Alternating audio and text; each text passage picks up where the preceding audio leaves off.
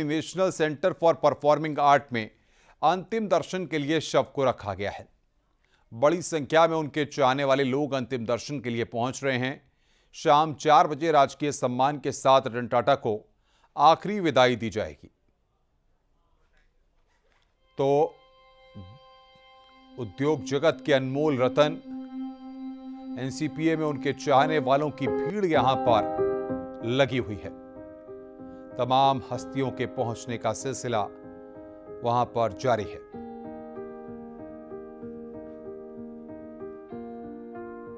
उद्योग जगत के अनमोल रतन अब हमारे बीच नहीं है। उनको अंतिम विदाई देने के लिए तमाम लोग वहां पर पहुंचे हुए हैं। शाम 4 बजे का वक्त बताया जा रहा है कि शाम 4 बजे अंतिम संस्कार होगा। तो ये इस वक्त की बड़ी खबर हम आपको बता रहे हैं। रतन टाटा का निधन हो गया। एनसीपीए में उनके पार्थिव शरीर को लोगों के दर्शन के लिए रखा गया है।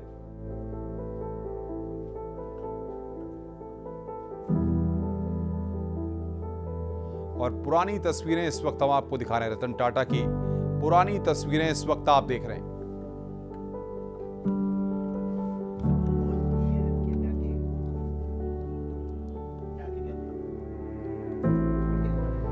इस वक्त की तस्वीरें हम आपको दिखा रहे हैं। पुरानी तस्वीरें इस वक्त हम आपको दिखा रहे हैं। किस तरीके से शाम 4 बजे अंतिम संस्कार उनका वहां पर होगा। 86 साल की उम्र उनके बारे में हम आपको बता रहे हैं। 1962 से 2012 तक टाटा ग्रुप में कई पदों पर वो रहे। 1991 से 2012 तक टाटा ग्रुप के चेयरमैन रहे। 1971 में नीलको डायरेक्टर इंचार्ज बने। 1977 में कपड़ा मिल इंप्रेस मिल्स की जिम्मेदारी उनको मिली। 1991 में टाटा ग्रुप के चेयरमैन बने। 1 लाख रुपए की कार नैनो के लिए टाटा की सराहना। 2000 में रतन टाटा को पद्म भूषण सम्मान से नवाजा गया और 2008 में भी पद्म भूषण सम्मान से उनको नवाजा गया।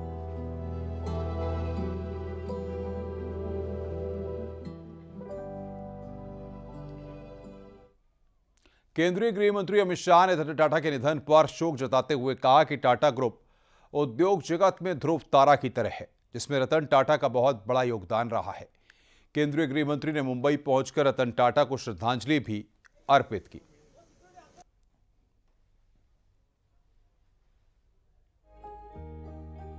टाटा समूह के सारे उद्योगों को और काम करने की पद्धति को दोनों को उन्होंने परिवर्तित किया और पहले की तरह आज भी टाटा समूह भारत के उद्योग जगत में एक ध्रुव तारा बनकर है।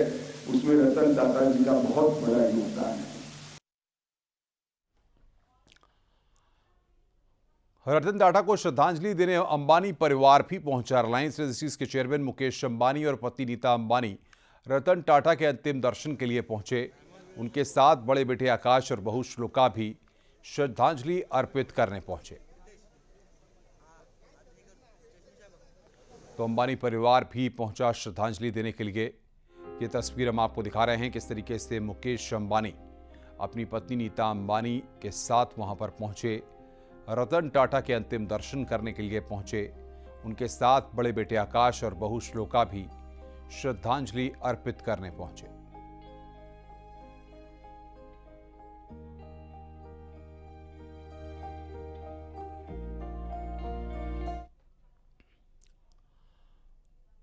भारतीय उद्योग जगत की महान हस्ती रतन टाटा ने 86 साल की उम्र में इस दुनिया को अलविदा कह दिया।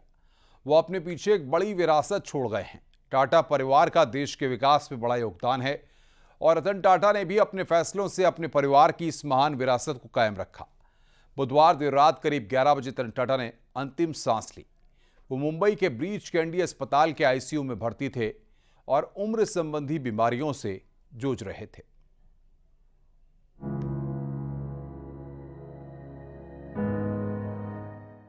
भारत के अनमोल रत्न रतन टाटा अब हमारे बीच नहीं है। टाटा समूह के पूर्व चेयरमैन रतन टाटा का निधन हो गया। रतन टाटा 86 साल के थे। रतन टाटा ने बुधवार की देर रात मुंबई के अस्पताल में आखिरी सांस ली। जैसे ही उनके निधन की खबर मिली, चारों तरफ शोक की लहर दौड़ गई। रतन टाटा ने टाटा समूह को वैश्विक मंच पर पहचान दिलाई थी। बीते कुछ दिनों से उनकी तबीयत खराब थी। उनके स्वास्थ्य को लेकर कई तरीके की खबरें भी सामने आई थी। 2 दिन पहले ही यानी सोमवार को रतन टाटा ने अपने सोशल मीडिया पोस्ट के जरिए हेल्थ को लेकर के अफवाहों को खारिज किया था। रतन टाटा की गिनती सबसे सफल बिजनेसमैन की लिस्ट में की जाती है और उनके नेतृत्व में टाटा ग्रुप ने देश ही नहीं बल्कि पूरी दुनिया में डंका बजाया। रतन टाटा ने 1991 में ग्रुप की कमान अपने हाथ में ली थी और साल 2012 तक रतन टाटा कंपनी में चेयरमैन बने रहे। रतन टाटा अपनी कमाई का एक हिस्सा दान में देते थे। रतन टाटा अपनी दरियादिली के लिए जाने जाते थे। 2004 में आई सुनामी हो या फिर देश में कोरोना महामारी का प्रकोप, हर संकट के समय रतन टाटा मदद के लिए सबसे आगे रहे। न केवल सामाजिक कार्यों बल्कि आर्थिक तंगी से जूझने वाले छात्रों की भी मदद के लिए वो हमेशा आगे रहते थे। रतन टाटा का जन्म 28 दिसंबर 1937 को मुंबई में हुआ था। उनके पिता का नाम नवल टाटा और माता का नाम सूनी टाटा था। टाटा समूह के फाउंडर जमशेद जी टाटा रतन टाटा के परदादा थे। रतन टाटा के माता पिता 1948 में अलग हो गए जब वो केवल 10 साल के थे और इसीलिए उनका पालन पोषण उनकी दादी रतन जी टाटा की पत्नी नवाजबाई टाटा ने किया था। रतन टाटा ने 8वीं कक्षा तक कैंपेन स्कूल मुंबई में पढ़ाई की। उसके बाद कैथेड्रल और जॉन कानन स्कूल मुंबई और बिशप कॉटन स्कूल शिमला में पढ़ाई की। बाद में वो अपनी पढ़ाई पूरी करने के लिए हार्वर्ड बिजनेस स्कूल चले गए। उन्होंने कॉर्नेल यूनिवर्सिटी से आर्किटेक्चर एंड स्ट्रक्चरल इंजीनियरिंग की डिग्री 1959 में हासिल की थी। डिग्री लेने के बाद उन्होंने अमेरिका में ही नौकरी करने का मन बना लिया था, लेकिन उनकी दादी की तबीयत खराब होने के बाद उन्हें भारत वापस आना पड़ा। यहाँ आकर उन्होंने IBM ज्वाइन कर लिया था। Bureau report, news 18।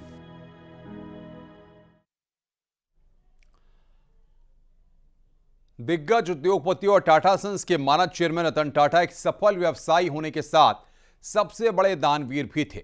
Ratan Tata को कैसे मिली पहली नौकरी, आइए इस रिपोर्ट के जरिए देखते हैं।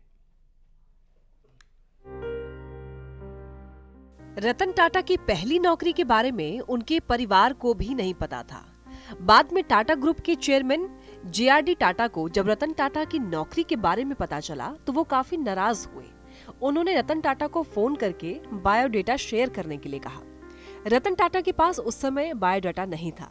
उन्होंने IBM में ही टाइपराइटर्स पर टाइप करके अपना बायोडेटा बनाया था। इसके बाद उन्होंने JRD टाटा को अपना बायोडाटा शेयर किया था। रतन टाटा ने सीधे अपने पारिवारिक कारोबार में कोई अहम पद लेकर के कमान नहीं संभाली थी, बल्कि एक सामान्य कर्मचारी के रूप में अपनी कंपनी की एक यूनिट में काम करते हुए बारीकियां सीखी थी। उन्होंने टाटा स्टील के प्लांट में चूना पत्थर को भट्टियों में डालने जैसा काम भी किया। रतन टाटा ने साल 1991 में टाटा सन्स और टाटा ग्रुप के अध्यक्ष का कार्यभार संभाला था। इसके बाद 21 साल तक उन्होंने कंपनी का नेतृत्व किया और कंपनी को बुलंदियों तक पहुंचाने में मदद की। रतन टाटा के अध्यक्ष पद पर कार्यरत रहते समय ही टाटा ग्रुप ने Tetley tea, Jaguar land rover और कोरस को टेक ओवर किया था। नमक से लेकर एयर इंडिया तक ग्रुप में रतन टाटा के नेतृत्व में टाटा ग्रुप ने अपने कारोबार का इतना विस्तार किया कि घर की रसोई से लेकर आसमान तक उनकी धमक दिखाई देती है। आज नमक मसाले हो या फिर पानी चाय कॉफी, घड़ी ज्वेलरी हो या लग्जरी कार, बस ट्रक और हवाई जहाज का सफर, टाटा ग्रुप का कारोबार हर क्षेत्र में फैला है। रतन टाटा साल 2012 में टाटा ग्रुप के चेयरमैन पद से हटने के बाद से टाटा कंपनी के लिए सबसे बड़े मार्गदर्शक के तौर पर काम कर रहे थे। इसके अलावा वो NGO के काम में भी काफी एक्टिव थे। Bureau report, news 18।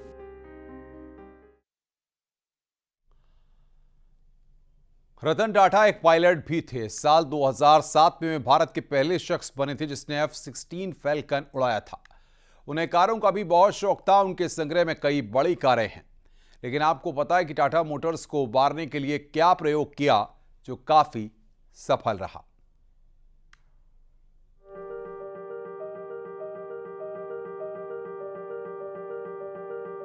कोई कंपनी आज कितनी बड़ी और कितनी कामयाब है, इसके पीछे उसकी कई सालों की मेहनत छिपी होती है। किसी कंपनी को देश और दुनिया की सबसे बड़ी कंपनी बनाने के लिए उसके मैनेजमेंट को कई तरह के उतार चढ़ाव से होकर गुजरना पड़ता है। टाटा मोटर्स की कहानी भी कुछ ऐसी ही थी। आज भले ही टाटा मोटर्स देश की सबसे बड़ी कार कंपनियों में से एक हो, लेकिन एक दौर ऐसा भी था जब कंपनी के लिए बाजार में अपनी मौजूदगी बनाए रखना ही एक बड़ी चुनौती की तरह थी। कहा जाता है कि बड़ी कंपनियों के लिए अक्सर ऐसा समय बड़े फैसले लेने का होता है। अगर समय पर लिया गया फैसला सही साबित हुआ तो कंपनी फिर पीछे मुड़कर नहीं देखती है। टाटा मोटर्स के साथ भी ऐसा ही हुआ। टाटा मोटर्स के लिए 20वीं सदी का अंत काफी मुश्किलों भरा रहा था। उस दौर में भारतीय बाजार में मारुति सुजुकी अपनी मौजूदगी बड़ी तेजी से बढ़ा रही थी। मारुति कंपनी समय समय पर कार के नए मॉडल लाकर भारतीय बाजार को अपने कब्जे में करते दिख रही थी। उस दौर में टाटा मोटर्स के पास कार के जितने भी मॉडल थे वो इतने पुराने हो चले थे कि अब मारुति के सामने दिन पर दिन उनकी मांग कम होने लगी थी। तभी रतन टाटा ने भारत में पहली बार पूर्ण रूप से बनी कार का उत्पादन शुरू किया। इस कार का नाम था टाटा इंडिका। भारत में 100% बनी इस कार को पहली बार साल 1998 में ऑटो एक्सपो और जिनेवा इंटरनेशनल मोटर शो में प्रदर्शित किया गया था। इंडिका पहली देशज कार थी जो पेट्रोल और डीजल दोनों इंजनों में उपलब्ध थी। रतन टाटा के नाम दुनिया की सबसे सस्ती कार टाटा नैनो बनाने की भी उपलब्धि है। रतन टाटा को कारों का भी काफी शौक था। उनके संग्रह में Maserati, Quattroporte, Mercedes Benz x class, Mercedes Benz 500 SL और जगुआर F टाइप जैसी कारें शामिल है। Bureau report, news 18।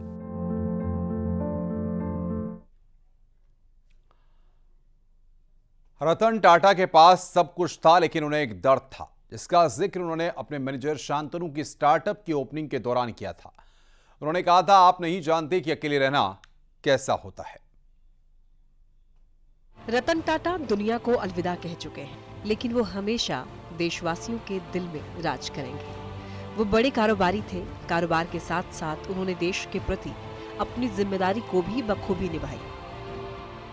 हर कोई आज उनकी निजी जिंदगी के बारे में जानना चाहता है। हर कोई जानना चाहता है कि उनके परिवार में कौन कौन है। रतन टाटा के पास सब कुछ था, लेकिन उन्हें एक दर्द था जिसका जिक्र उन्होंने अपने मैनेजर शांतनु की स्टार्टअप की ओपनिंग के दौरान किया था।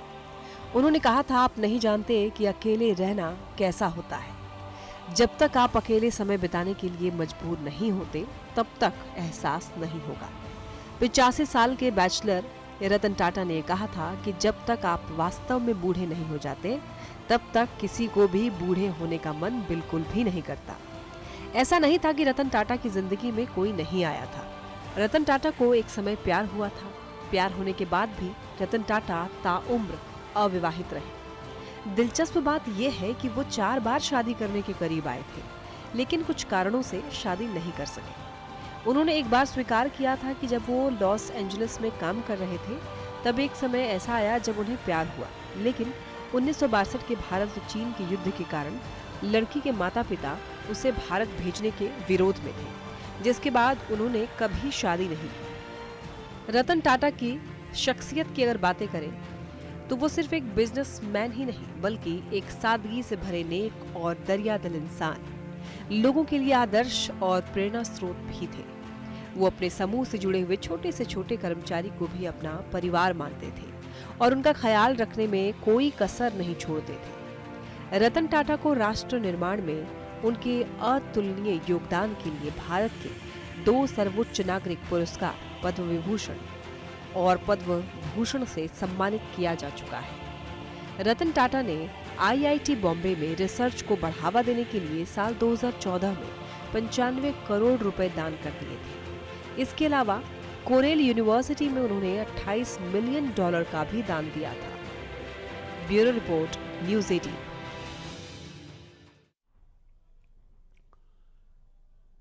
केंद्रीय मंत्री पीयूष गोयल ने रतन टाटा के निधन पर शोक व्यक्त किया और कहा कि वो एक संवेदनशील व्यक्ति थे और उन्होंने विश्व में भारत की पहचान बनाई है।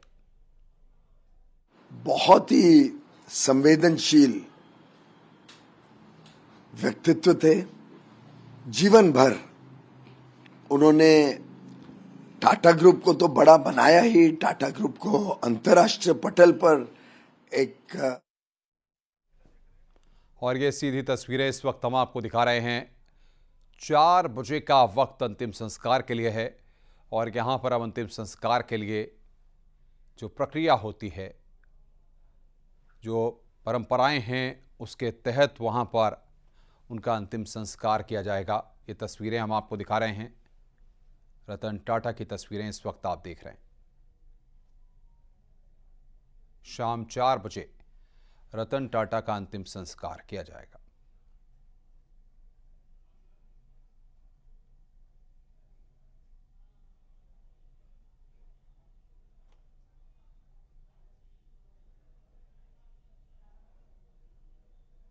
परिवार के लोग वहां पर मौजूद हैं। ये तस्वीरें इस वक्त रतन टाटा के बारे में भी हम आपको बता रहे हैं, किस तरीके से उनका जीवन रहा। जन्म स्थान मुंबई, 86 साल की उम्र में उनका निधन हुआ। रतन टाटा को उद्योग जगत के अनमोल रतन के रूप में हमेशा याद किया जाएगा। लोग उनको भुला नहीं पाएंगे। थोड़ी देर में रतन टाटा का अंतिम संस्कार होगा। वर्ली शमशान घाट पर अंतिम संस्कार होगा। ये बड़ी जानकारी हम आपको दे रहे हैं। थोड़ी देर में रतन टाटा का अंतिम संस्कार होगा। ये बड़ी खबर इस वक्त हम आपको बता रहे हैं। अब से थोड़ी देर बाद रतन टाटा का अंतिम संस्कार होगा। वर्ली शमशान घाट में अंतिम संस्कार होगा।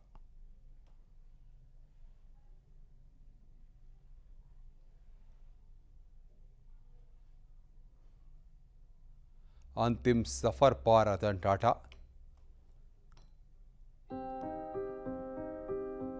अब से थोड़ी देर बाद वर्ली शमशान घाट पर उनका अंतिम संस्कार होगा। ये सीधी तस्वीरें इस वक्त हम आपको मुंबई से दिखा रहे हैं।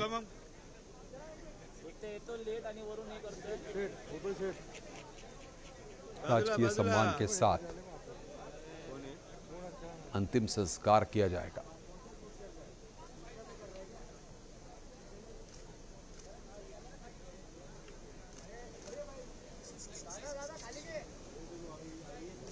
कमांडो ये बाज रहा है। आवाज बंद भाई।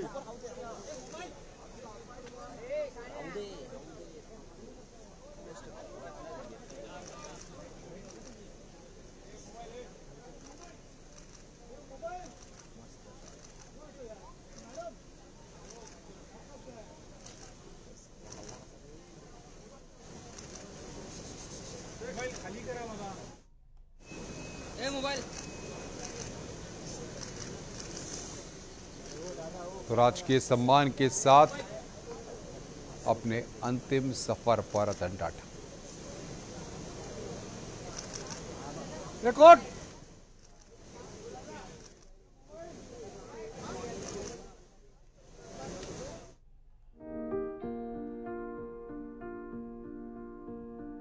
काफी भावुक पल।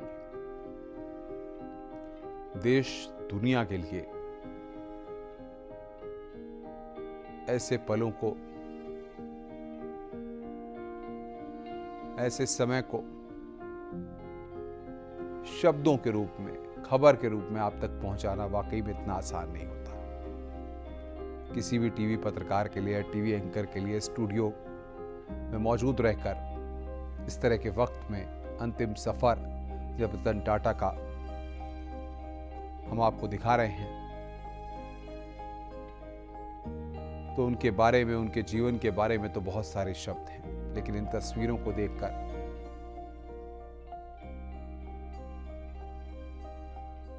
अंदर ही अंदर ये सोचने पर मन विवश हो जा रहा है कि रतन टाटा ने किस तरीके से 86 साल तक, एक लंबे वक्त तक, चाहे कोई भी क्षेत्र हो, तमाम महत्वपूर्ण भूमिकाओं में सजग रहकर, तत्पर रहकर जो सेवा की, उसको हम लोग कभी नहीं भुला पाएंगे। अगर ये बात कही जाए कि रतन टाटा इस देश के हर वर्ग के लिए, नौजवान के लिए, युवाओं के लिए बहुत बड़े प्रेरणा स्रोत हैं, तो वो कभी भी गलत नहीं है।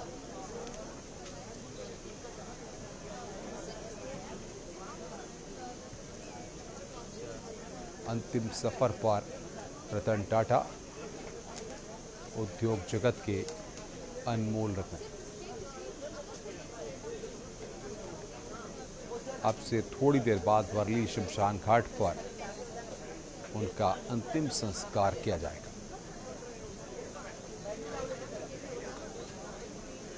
उद्योग जगत के अनमोल रत्न।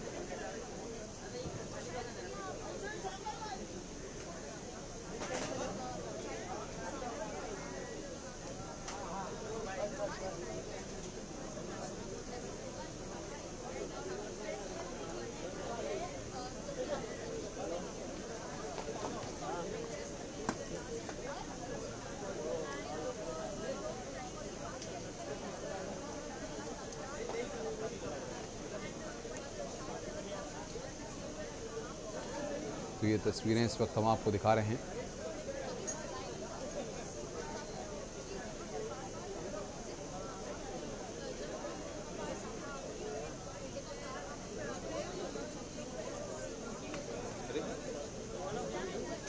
अपने अंतिम सफर पर रतन टाटा, ये तस्वीरें इस वक्त आप देख रहे हैं।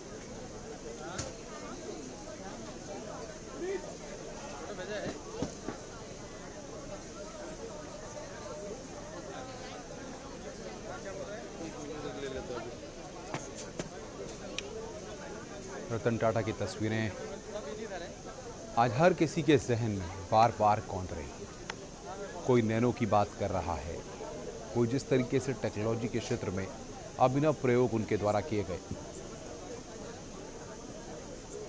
वो यहाँ पर उनका जिक्र कर रहा है। लेकिन सबसे बड़ी बात ये है कि जो तस्वीरें हम आपको दिखा रहे हैं, बतौर एक टीवी पत्रकार, एक टीवी एंकर के तौर पर इन तस्वीरों पर बोलना इतना आसान नहीं होता, क्योंकि रतन टाटा ने इस देश के लिए इतना किया है कि अगर हम उनके बारे में आपको बताएंगे या उनके जीवन के बारे में आपको बताएंगे, उनके संघर्ष के बारे में आपको बताएंगे,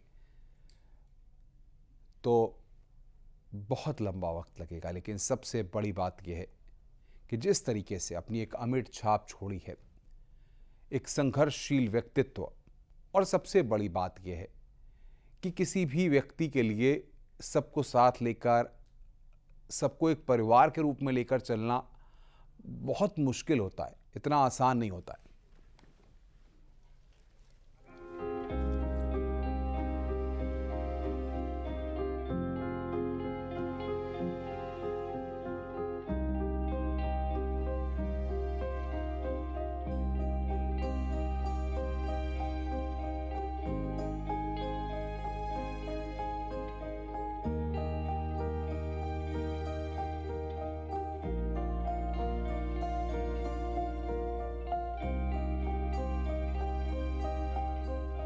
यहां पर खो दिया अंतिम सफर पर रतन टाटा,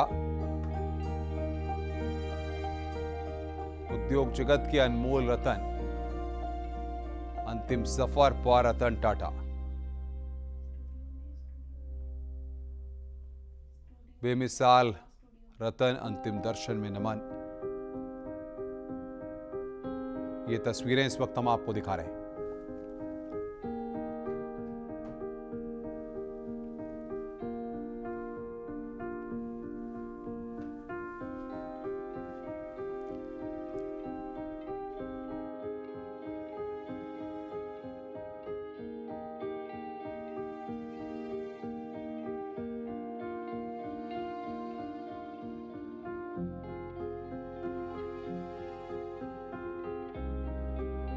तस्वीरें दिखा रहा है। रतन टाटा का कुछ ही देर में अंतिम संस्कार होगा। देश विदेश से लोग यहाँ पहुँचने लग गए हैं, शोक व्यक्त कर रहे हैं। कल अचानक से ही देर रात खबर आई कि देश के रतन टाटा अब हमारे बीच नहीं है। 86 साल की उम्र में उनका निधन हो गया। मुंबई के ब्रीच कैंडी हॉस्पिटल में उन्होंने अंतिम सांसें ली। उनका